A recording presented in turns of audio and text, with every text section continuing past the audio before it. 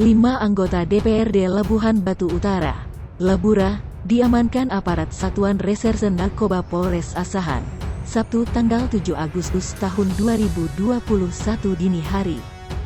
Kelima anggota dewan tersebut diamankan dari sebuah hotel di Kisaran, Kabupaten Asahan.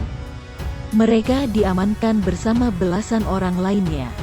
Adapun 5 anggota DPRD Labura yang diamankan polisi masing-masing berinisial KZ, AB, Kepulauan, GK, dan PG. Menurut sumber tribunmedan.com, saat razia tersebut 5 orang yang diduga oknum DPRD itu sedang bersama dengan 7 orang wanita. Dijelaskannya, 5 anggota DPRD tersebut ikut ditemani 7 wanita di sebuah ruangan karaoke.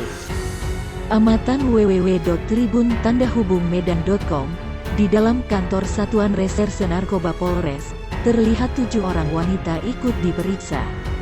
Ketujuh orang wanita tersebut digiring menuju sel tahanan kecil Sat Narkoba.